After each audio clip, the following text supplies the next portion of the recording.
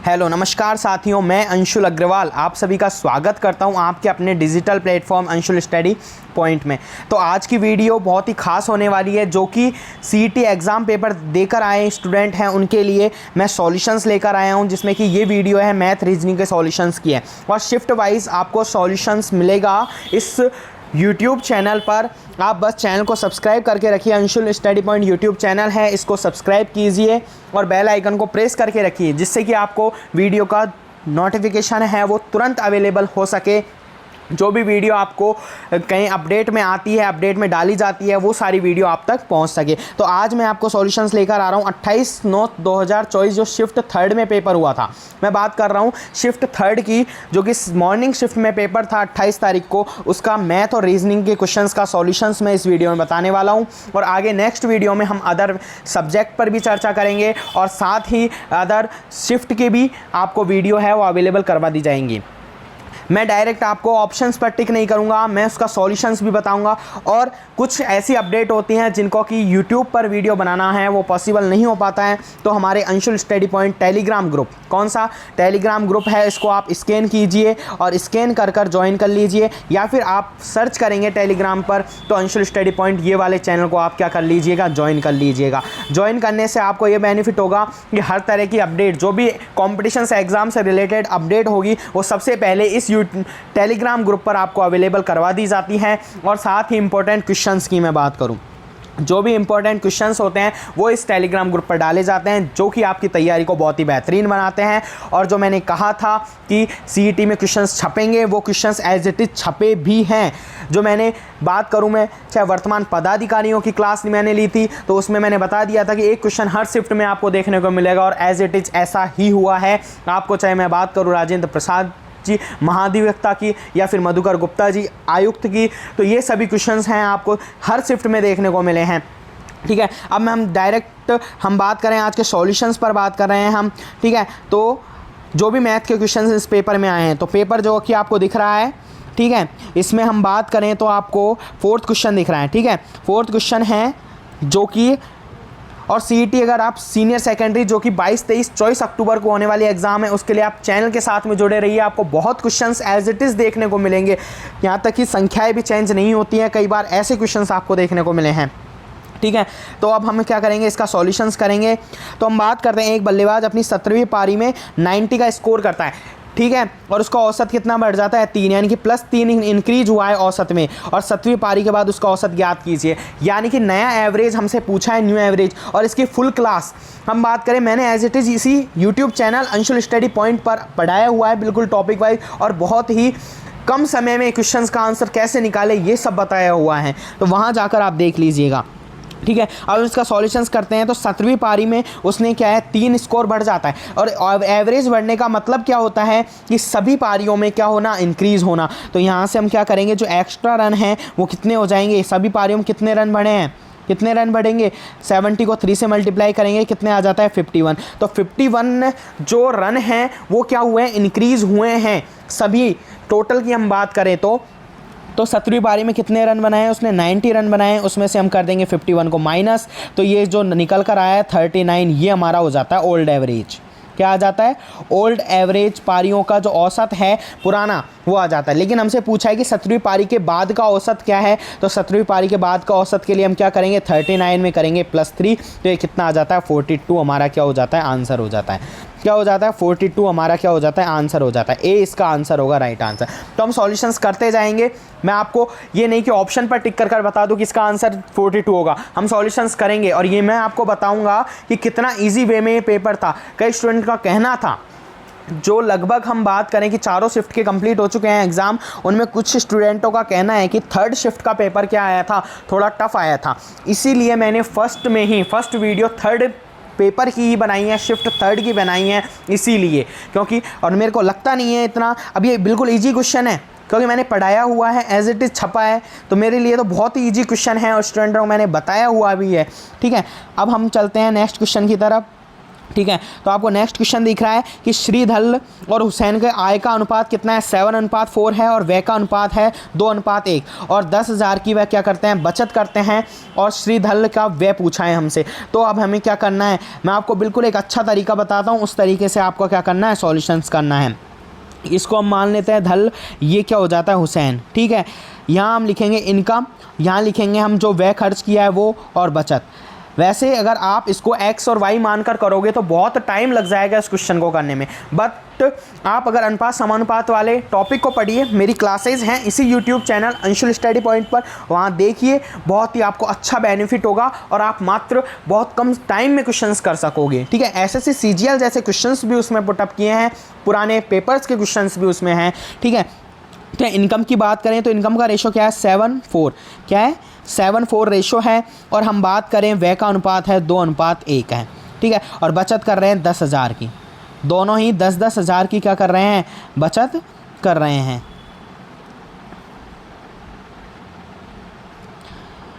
ठीक है, तो ये 10,000 की क्या हो जाती है, बचत हो जाती है। अब हमें क्या करना है, बिल्कुल ध्यान, एक तो पहले क्या करना है, हमें इनका क्रॉस मल्टीप्लाई करना है और इनसे डिफरेंस निकालना है। तो इनका डिफरेंस की हम बात करें तो कितना हो जाता है, डिफरेंस क्या हो जाता है, डिफरेंस कितना आएगा, 7 को 1 से करेंगे, 7 और 4 × 2 कितना हो जाता है, 8। डिफरेंस क्या निकल कर आया, 1।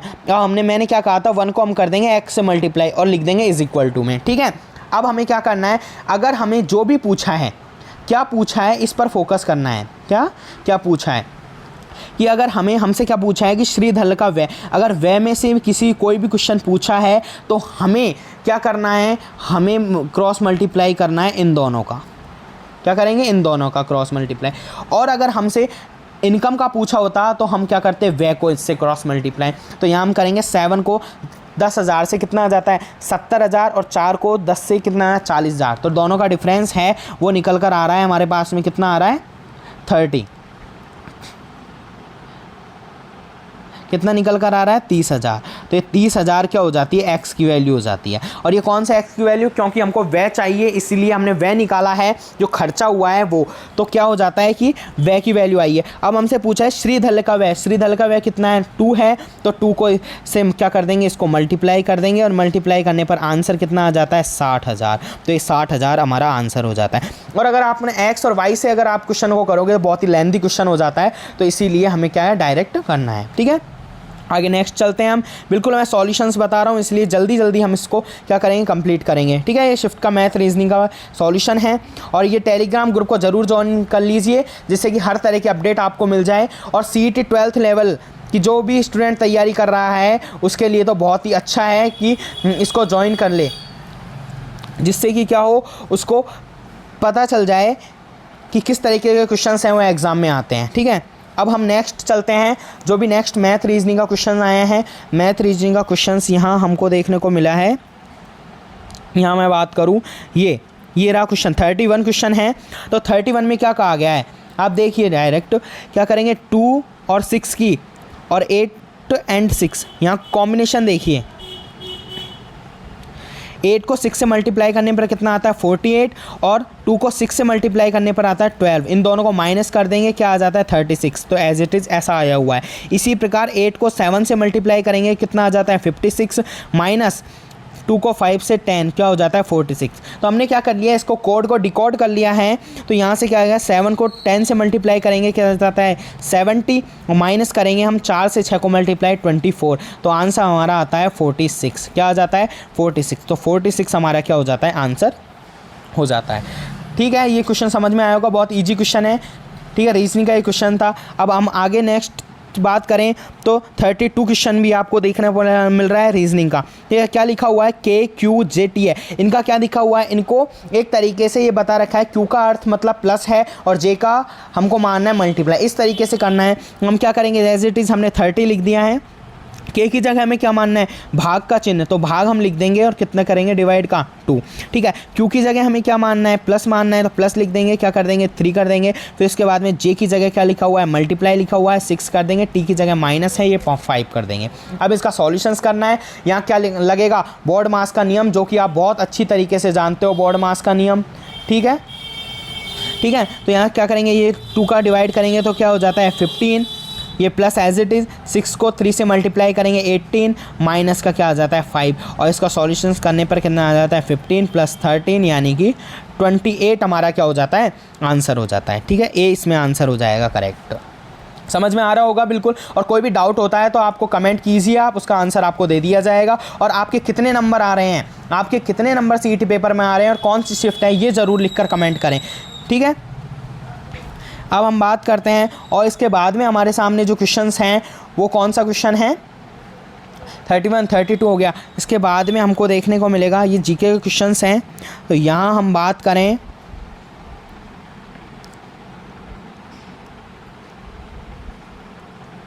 75 क्वेश्चन, कौन सा 75वां क्वेश्चन है जो कि मैथ रीजनिंग से रिलेटेड है, रीजनिंग का क्वेश्चन है ये बिल्कुल। इसको हमें यहाँ क्या लिखा हुआ है कि फ्रोज़न को ये लिखा गया है तो मोल्टन को क्या लिखा जाएगा, नहीं फ्रोज़न को क्या लिखा गया है OFAPSG। तो यहाँ हमें एक बात हमें पता चल रही है, क्या पता चल रही है कि यहाँ क्या हुआ है प्लस हुआ है 1 O, E के बाद में F, यहाँ हम बात करें Z के बाद में क्या A आ जाता है, और O के बाद में क्या करें P आ जाता है, और R के बाद में S, और F के बाद में G, यानी कि उल्टा करके इसे क्या किया है +1 किया हुआ है। ठीक है, तो इसी प्रकार हम इसमें बात करें MN इसका लिखेंगे तो N का क्या हो जाता है O हो जाता है। ठीक है, E के लिए F लिख देंगे और T के लिए क्या करेंगे U लिखेंगे, और साथ में हम बात करें L के लिए क्या कर देंगे हम M कर देंगे, O का क्या हो जाता है P हो जाता है, M का N हो जाता है। अब ये कहाँ दिख रहा है आपको, देखिए OFUMPN, तो OFU कहाँ दिख रहा है हमें, यहाँ दिख रहा है MPN, यानी B ये क्या हो जाता है हमारा करेक्ट आंसर हो जाता है। क्या हो जाता है B हमारा क्या हो जाता है करेक्ट आंसर हो जाता है। तो इसी तरीके की आप बिल्कुल आसानी से क्वेश्चन कर सकते हैं। मेरे को इसमें कोई ऐसा लेवल नज़र नहीं आ रहा क्वेश्चंस का, कोई 1-2 क्वेश्चंस हैं जो कि लेवल के दिए हैं। ठीक है, अब हम बात करें, ठीक है 76 क्वेश्चन भी आपको देखने को मिल रहा है, 76 क्वेश्चन हैं। ठीक है, ये बिल्कुल सीधा क्वेश्चन है। ठीक है, क्या कहा गया है कि अजय ने अपने कार्यालय छोड़ा और पूर्व दिशा में 5 किलोमीटर चला। इसमें हम डायग्राम बना लेते हैं, इससे क्या होगा बिल्कुल आप अच्छी तरीके से क्या होंगे समझ सकते हो क्वेश्चंस को।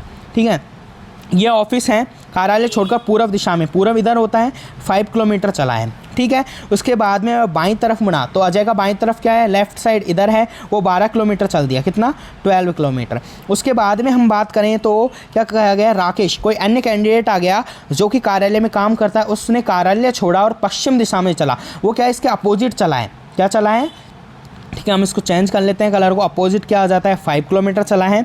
उसके बाद में वह बाईं दिशा में, तो बाईं दिशा इसकी कौन सी हो गई, ये वाली हो गई। बाईं दिशा में कितना चलता है 12 चलता है। ठीक है, अब हमसे पूछा है कि अजय और राकेश के घर के, यानी ये दोनों घर पहुंच गए हैं, इन दोनों के बीच की दूरी है वो हमें पता करनी है। तो बीच की दूरी के लिए सबसे न्यूनतम दूरी हमारी ये होती है। ठीक है, अब अगर आपको ट्रिपलेट पता है, आपने त्रिकोणमिति की मेरी क्लासेस ली हैं तो आपको पता है 5, 12 और 13 एक ट्रिपलेट बनता है। कौन सा, 5, 12, 13 ट्रिपलेट बनता है। तो यहाँ जब ये समकोण त्रिभुज बन गया है, देखो समकोण त्रिभुज बन गया है, तो यहाँ 5, 12 तो ये क्या हो जाता है 13। इसी प्रकार ये 5, ये 12 तो ये भी क्या हो जाता है 13, और दोनों को हम प्लस करते हैं तो कितना आ जाता है 26। मात्र एक लाइन का आंसर था जिसको कि स्टूडेंट ने बहुत ही टिपिकल बना दिया। कई स्टूडेंटों का देखकर लगा कि इतने क्वेश्चंस को बिल्कुल सीधा क्वेश्चन जो कि 26 किलोमीटर का आंसर हो जाएगा। ठीक है, इसके बाद में आते हैं हम नेक्स्ट क्वेश्चन पर, 77 क्वेश्चन की हम बात करें। ठीक है, 77 क्वेश्चन हैं, वो भी रीजनिंग से रिलेटेड है। ठीक है, इसमें भी हम देखते हैं आंसर क्या आता है। तो इसमें आंसर की हम बात करें तो इसमें आ जाता है कि 70 में क्या कहा गया, PQRST बेंच पर बैठे हुए हैं, मुख उत्तर की तरफ है, उत्तर की तरफ मुख कर रखा है। PQ के साथ में बैठा है, RS के साथ में बैठा है, ST के साथ नहीं बैठा है।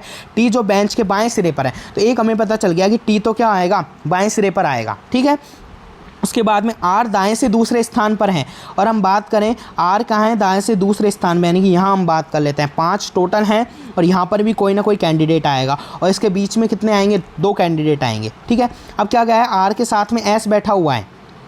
ठीक है, R के साथ में S और P और Q साथ में बैठे हैं। अगर हमने P को यहाँ लिख दिया तो ये नहीं होगा, यानी कि P और Q को हमें क्या लिखना होगा, ये यहाँ साथ में लिखना होगा। ठीक है, जबकि S है वो T के साथ में नहीं बैठा है, यानी कि S यहाँ नहीं आ सकता, तो S कहाँ आ जाएगा, यहाँ आ जाएगा। और फिर हम बात करें P और Q की, तो क्या करें क्या कहा गया, P है वो Q और T के दाएं बैठा है, Q और T के दाएं बैठा है P, तो P यहाँ जाएगा और Q यहाँ जाएगा। ठीक है, ऐसे डिकोड करने हैं जो भी कहा गया है लैंग्वेज को। अब हमसे पूछा क्या है कि P और R एक साथ बैठे, ठीक है, P किसके ठीक बीच में बैठा है, P किसके बीच में है, तो P किसके बीच में आ जाता है, Q और R के बीच में है, तो Q और R इसका C आंसर हो जाता है। कोई भी दिक्कत आती है आपको तो कमेंट कीजिए, आपको कमेंट का आंसर दिया जाएगा और आपके लिए क्लासेस बहुत ही बेनिफिट होने वाली है। और इनसे पहले मैंने टॉपिक वाइज भी क्लासेस लिए, वो देखिए ज़रूर आपको क्वेश्चन एज इट इज़ मिलेंगे। ठीक है, और कोई भी डाउट होता है, कोई भी क्वेश्चन आपको समझ में नहीं आता है, हमारे टेलीग्राम ग्रुप के साथ में आप ज्वाइन कीजिए और इस पर भी आप कमेंट कर हैं वो अपनी प्रॉब्लम बताइए, सॉल्यूशन उसका होगा। और कितने नंबर आ रहे हैं, कौन सी शिफ्ट है, ये ज़रूर बताइएगा आप। ठीक है, उसके बाद में हम बात करें 77 हमने क्वेश्चन कर लिया, 78 क्वेश्चन हैं, वह भी रीजनिंग से रिलेटेड ही है। क्या कहा गया है इसमें कहा गया केले और नींबू के पेड़ की ऊंचाई समान है, आम का पेड़ आलू बुखारे के पेड़ से छोटा है, अमरूद का पेड़ आम के पेड़ से छोटा है और केले के पेड़ से बड़ा है। अच्छा, इसमें बड़ा छोटे का पता करना है और सबसे बड़ा कौन है ये हमें पता करना है। तो क्या कहा गया है, आम का पेड़ आलू बुखारे के पेड़ से छोटा है, यह हम लिख लेते हैं आलू बुखारा। ठीक है, आलू बुखारा का जो पेड़ से छोटा कौन है, आम का पेड़ है, यहाँ क्या आ जाता है, आम का पेड़ आ जाता है। ठीक है, और आम के पेड़ से छोटा है कौन है, अमरूद का पेड़, अमरूद का पेड़ क्या है, आम के पेड़ से छोटा है, क्या है, अमरूद का पेड़ क्या है, आम के पेड़ से छोटा है। अब हमसे क्या कहेगा, पर केले के पेड़ से क्या है, बड़ा है, अमरूद का पेड़ है वो आम के पेड़ से तो छोटा हो गया लेकिन केले के पेड़ से बड़ा है, तो केले का पेड़ यहाँ आ जाता है, केले के पेड़ से बड़ा हो गया। और क्या कहेगा, केले और नींबू का पेड़ क्या है, बराबर हैं, तो यहाँ क्या हो जाता है, केले और नींबू का पेड़ क्या कर दिया हमने, बराबर कर दिया। अब हमसे पूछा है सबसे बड़ा, तो सबसे बड़ा क्या हो जाता है, आलू, यानी आलू का मतलब आलू बुखारा का पेड़। ठीक है, तो आपको समझ में आ गया होगा। नेक्स्ट क्वेश्चन पर हम चलते हैं और नेक्स्ट क्वेश्चन है वो कौन सा है, 79 क्वेश्चन। 79 भी आपको दिख रहा है, हाँ ये भी रीजनिंग से रिलेटेड बहुत ही अच्छा क्वेश्चन है स्टूडेंट। थोड़ा इसमें ज़रूर टिपिकल आपको लगा होगा लेकिन समझने वाली बात है, एक बार समझ में आ गया कोई दिक्कत नहीं है। कि कथन में कहा गया कोई भी संख्या है वो अंक नहीं है, हम बात करें ये संख्या है जो कि क्या है, अंक नहीं है, ये क्या है, अंक है, तो अंक नहीं है। ठीक है, हमने अलग बना दिया इसको, क्या है, अंक नहीं है। अब साथ में क्या कहा गया है कि सभी अंक हैं वो खंड हैं, यानी कि अंक हैं वो क्या है, खंड है, ये क्या है, ये क्या है, खंड है। ठीक, अब क्या कहा गया कि कुछ खंड हैं वो पूर्णांक है, यहाँ से कुछ खंड हैं वो क्या है, पूर्णांक हैं। अब क्या कहा गया कि सभी, अब निष्कर्ष हमें क्या पता करना है, तो सभी खंड कभी भी संख्याएं नहीं हो सकती। क्या कहा गया है कि सभी क्या है, सभी खंड हैं वो कभी भी संख्याएं नहीं हो सकती है, क्योंकि जब अंक संख्या सेम नहीं है तो इसमें क्या आ रहा है, खंड में अंक आ रहा है तो संख्या नहीं हो सकती, यानी ये फर्स्ट स्टेटमेंट बिल्कुल सही है आपका। और सेकंड क्या कहा गया है कि कुछ पूर्णांक निश्चित रूप से संख्याएं नहीं हैं, कुछ पूर्णांक हैं वो निश्चित रूप से संख्याएं नहीं है, नहीं सभी संख्याएं वो पूर्णांक नहीं है, क्योंकि खंड में आ रहा है और ये संख्या बिल्कुल अलग हो जाती है, इसलिए ये वाला कथन है आपका बिल्कुल गलत कहा गया है, क्योंकि कुछ संख्याएं निश्चित रूप से संख्या हो सकती हैं यहाँ से। ठीक है, तो इसलिए इसमें आंसर है वो आपको देखने को मिलेगा, केवल निष्कर्ष एक ही अनुसरण करेगा, इसमें कौन सा करेगा, केवल निष्कर्ष एक है वो अनुसरण करता है। ठीक है, आंसर समझ में आ गया होगा आपको। अब नेक्स्ट चलते हैं हम अगले क्वेश्चन की तरफ, और अगला क्वेश्चन 79 के बाद में है, आपको देखने को मिलेगा 79 है, उसके बाद में हम बात करें 89 वाला क्वेश्चन है, कौन सा है, 89 क्वेश्चन है जो कि हमारे मैथ रीजनिंग से रिलेटेड है। ये वाला बहुत ही अच्छा क्वेश्चन है। आप जानते हो क्या कहा गया है, सिक्के का व्यास इतना है और मोटाई इतनी दी हुई है, वृत्तीय बेलन की ऊंचाई है और व्यास है हमारे पास में, तो हम जानते हैं हमें बड़े में छोटे का भाग देना है। ऐसे क्वेश्चन मेरे द्वारा करवाए गए हैं, तो ध्यान देकर आप समझिएगा, मैंने कहा था ऐसे क्वेश्चन एग्जाम में आते हैं। ठीक है, तो बेलन का जो आयतन होता है, आयतन की बात करेंगे हम इसमें, तो पाई आर स्क्वायर एच होता है, तो यहाँ डायरेक्ट हम सॉल्यूशन करते हैं, तो पाई और आर स्क्वायर का मान, तो आर का मान कितना है, यहाँ 5 है, 5 की जगह क्या आ जाएगा, 2.5 हो जाता है, क्योंकि व्यास है यहाँ, तो क्या हो जाता है 2.5, तो आर स्क्वायर है, तो 2 बार लिख दिया हमने। एच की बात करें, हाइट कितनी है, 10 सेंटीमीटर है, 10 सेंटीमीटर। अब इसमें छोटी वाली का भाग देना है हमें सिक्के का, तो क्या करेंगे, वही पाई आर स्क्वायर, तो पाई आर स्क्वायर है कि 2.5 का आधा करेंगे, तो आधे की जगह हम क्या कर लेते हैं, 2.5/2 कर लेते हैं, और यहाँ से भी 2.5/2 कर लेते हैं। अब कई YouTube वीडियो आपको मिल जाएंगी, लेकिन ऐसा सॉल्यूशन आपको कहीं नहीं मिलेगा। बिल्कुल सॉल्यूशन मैं करा रहा हूँ, जो नहीं मिलेगा आपको। हाँ, टिक सब करवा देते हैं, लेकिन सॉल्यूशंस कोई नहीं बताता। डायरेक्ट ये बताएंगे कि इसमें आंसर कितना आएगा, 200 आएगा। वाकई में 200 आंसर आएगा इसका, ठीक है। और मल्टीप्लाई जो इसकी मोटाई है, मोटाई कितनी है, 0.2 है, ठीक है। अब हम इसका क्या करते हैं, सॉल्यूशन करते हैं। तो यहाँ से हम देखें तो 2.5 से 2.5 कैंसिल, यहाँ से यहाँ कैंसिल, और पाई से पाई कैंसिल। अब हमारे पास में क्या बचा है, ओनली 0.2 है, 10 है, तो 10 तो एज इट इज़ रहेगा, ठीक है। और ये 2 × 2 क्या 4 क्या हो जाएगा, ऊपर की साइड चला जाएगा, और नीचे क्या आएगा, 0.2 बचेगा, ठीक है। और 0.2 का हम पॉइंट हटाएंगे तो क्या हो जाएगा, ऊपर की ओर 10 से क्या हो जाएगा, बढ़ जाएगा, और 2 से इसको कैंसिल आउट करेंगे 5, और इनको मल्टीप्लाई करने पर 10 × 4 40, और × 5 कितना हो जाता है, 200, ठीक है। और आप ये तो कैलकुलेशन है, आप कर सकते हैं आसानी से। तो मैंने आपको बिल्कुल सही तरीके से करवा दिया है कि किस तरीके से इसका आंसर आया है। और कोई भी डाउट होता है, कमेंट बॉक्स ओपन है, कमेंट कीजिएगा, ठीक है। अब हम बात करते हैं, हमने कौन सा 89 क्वेश्चन देख लिया। उसके बाद में हम बात करें कौन से क्वेश्चन की, 90 क्वेश्चन भी आपको है, वही मैथ्स से रिलेटेड है कि एक आयताकार डिब्बे की लंबाई, चौड़ाई, ऊंचाई दी हुई है, और इसमें आयतन के घन के कितने, वही same as it is question. यानी कि हम बात करें एक ही तरीके के 2 क्वेश्चन आपको देखने को मिले हैं, ये मैं बात कर सकता हूँ। हमें क्या करना है, 6144 है, इसके आयतन में किसका भाग देना है, आयताकार डिब्बा है, यानी कि घनाभ है, और घनाभ का आयतन हम जानते हैं L × B × H होता है। तो 8 को 6 से मल्टीप्लाई × 4 से क्या कर देंगे, मल्टीप्लाई कर लेंगे। तो इसको कैंसिल आउट करेंगे, तो कैंसिल आउट करने पर आंसर है इसमें आपको देखने को मिलेगा, कितना आंसर आ जाता है इसमें, 32 आंसर आएगा। क्या आएगा, 32 आएगा। सॉल्यूशन है ओनली, तो सॉल्यूशंस आप आसानी से कर सकते हैं। इसका आप डिवाइड कर लीजिएगा, डिवाइड करने पर आंसर आ जाएगा आपका, ठीक है। इसका आंसर हम, चलो मैं कर देता हूँ इसको, 8 से इसको कैंसिल आउट करेंगे तो कितना हो जाता है, 7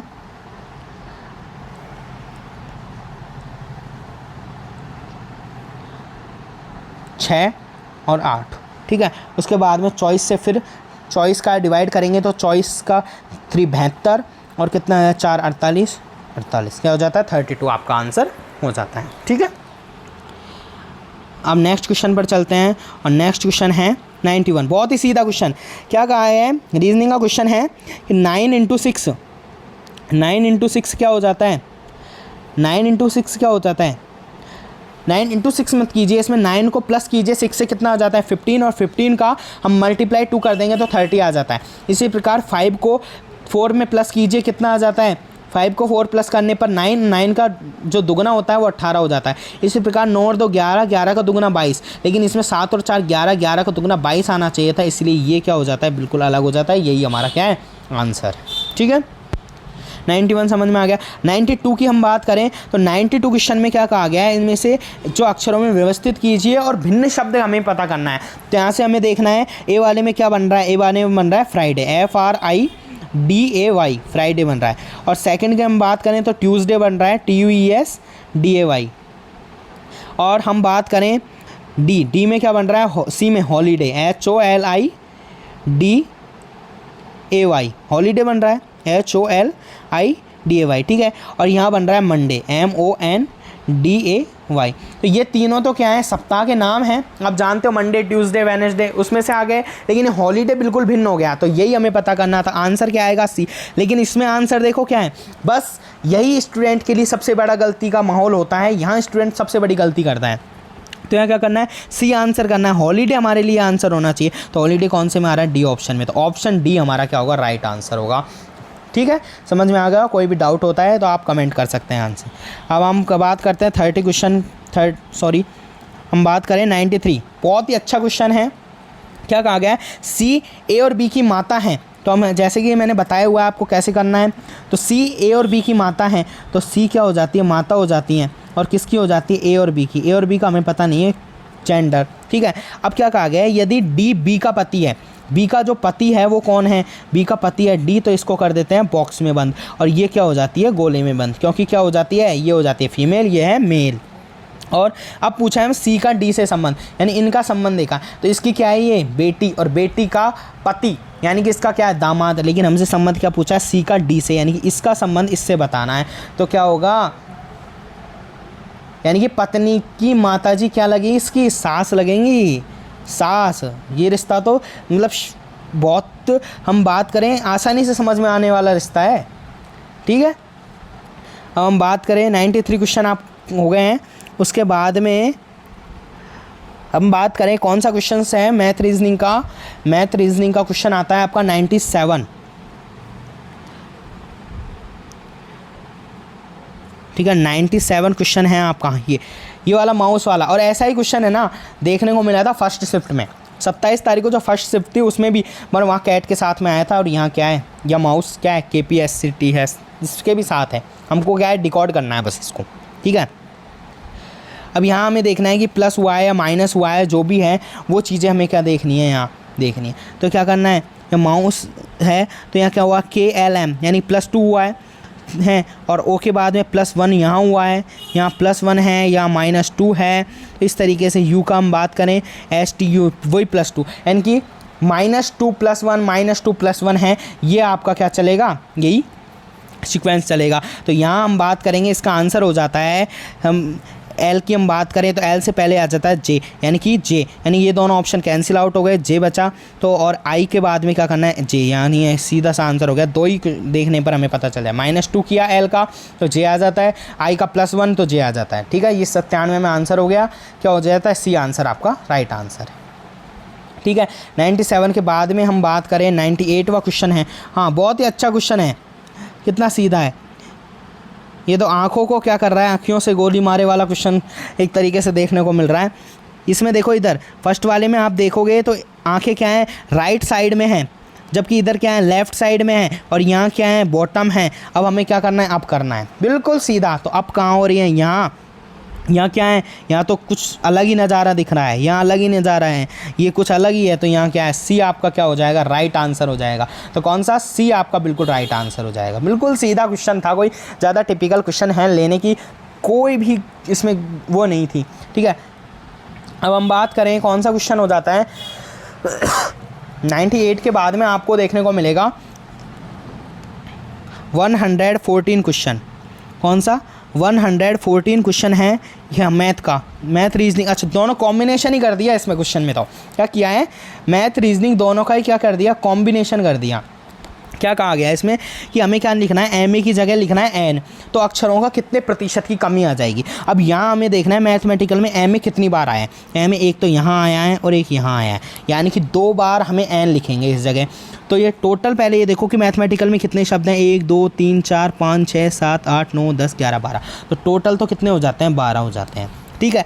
अब हमें कितने की कमी आ जाएगी, जब MA और 2 MA यानी कि 4 की जगह हम 2 शब्द लिखेंगे तो कितनी कमी आएगी, 2 की कमी आएगी, ठीक है। और हमें क्या करना है, परसेंटेज निकालना है, 100 से क्या कर देंगे मल्टीप्लाई, तो ये कितना हो जाता है 6, और 6 का इसमें डिवाइड करेंगे तो ये आंसर आपको देखने को मिलेगा, कितना देखने को मिलेगा 16 सही 2/3% है वो आपको देखने को मिल जाएगा। क्या 16 सही 2/3% आपको देखने को मिलेगा, यानी कि C इसका क्या हो जाता है, राइट आंसर हो जाता है, ठीक है। ऐसा सॉल्यूशंस आपको कोई नहीं करवा रहा, डायरेक्ट ऑप्शन टिक करवा रहे हैं, लेकिन मैं आपको पूरा सॉल्यूशंस बता रहा हूँ कि कैसे आंसर है वो आपको आया है, ठीक है। हम बात करें 15 क्वेश्चन की, तो क्या कहा है, A ने B को 600 रुपये 2 वर्षों के लिए और C को 200 रुपये 4 वर्षों के लिए दिए गए हैं, ठीक है, ठीक है।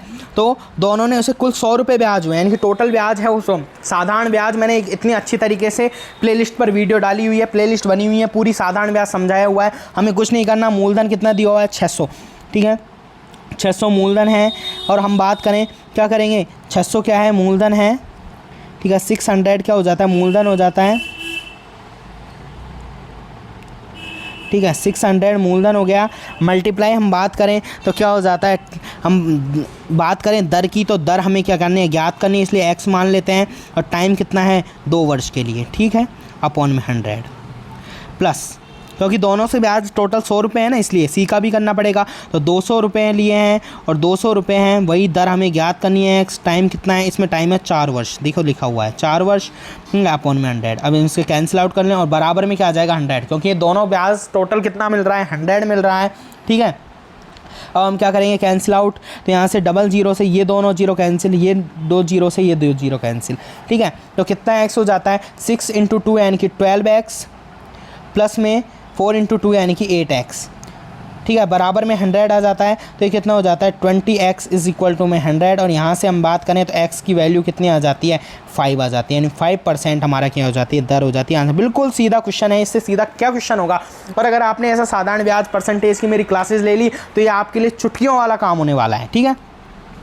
अब हम बात करें किसकी, लास्ट क्वेश्चन है आपको मैथ रीजनिंग के 19 से 20 क्वेश्चन हैं आपको देखने को मिले, ठीक है। इसमें लास्ट क्वेश्चन है क्या कहा गया है कि जब एक वस्तु को 69.60 में बेचा जाता है, कितने में 69.60 में, तो उसे 25% की हानि होती है, तो उसका लागत मूल्य यानी कि क्रय मूल्य हमें ज्ञात करना है। अब हमें देखना है 69 है ये किसके इज इक्वल टू है, ये हो गया 75% की वैल्यू के, किसके वैल्यू के 75% की वैल्यू के बराबर है, तो इसीलिए क्या हो जाता है, अब हमें 100% की वैल्यू चाहिए, तो हमें क्या करना है 69.60 है, इसमें 75 का हम करेंगे डिवाइड और 100 से कर देंगे मल्टीप्लाई, तो यहाँ 4 हो जाता है, ये 3 हो जाता है, और 3 से इसको जब डिवाइड करेंगे तो कितना आ जाता है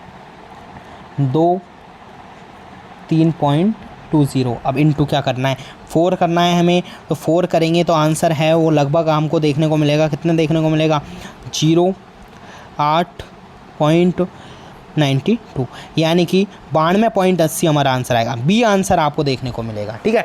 अब बहुत से जो इंस्टीट्यूट की मैं बात करूँ, चाहे यूट्यूब चैनल की मैं बात करूँ, उन्होंने सॉल्यूशंस कराया है, लेकिन डायरेक्ट क्या करवाया आपको, ये आंसर आएगा 92। अरे लेकिन स्टूडेंट के समझ में तो आना चाहिए कि आंसर आया कैसे है, तो ऐसे आंसर आया है। तो आप अगर हमारे चैनल के साथ में जुड़ गए हो तो बहुत ही आपको बेनिफिट होने वाला है। और मैं बता रहा हूँ आपको ये क्या है, ये टेलीग्राम ग्रुप को आप ज्वाइन कर लीजिए, पूरी तरीके की अपडेट आपको यहाँ देखने को मिलेगी। और ये वाला शिफ्ट 3 का जो पेपर हुआ था उसका मैथ रीजनिंग का सॉल्यूशंस मैंने आज बता दिया है। आगे नेक्स्ट हम जीके वगैरह का सॉल्यूशंस करेंगे और साथ में अन्य शिफ्टों का भी आपको मैथ रीजनिंग का सॉल्यूशंस मिल जाएगा, ठीक है। और आज आपको क्लास ये कैसी लगी और कैसा सॉल्यूशंस लगा एक बार ज़रूर कमेंट में आंसर कीजिएगा, और ये ज़रूर बताइएगा कि आपके कौन सी शिफ्ट में कितने नंबर आ रहे हैं, कितने क्वेश्चन आपके सही हो रहे हैं, ठीक है। तो आज की क्लास को हम यहीं समाप्त करते हैं। जय हिंद, जय भारत।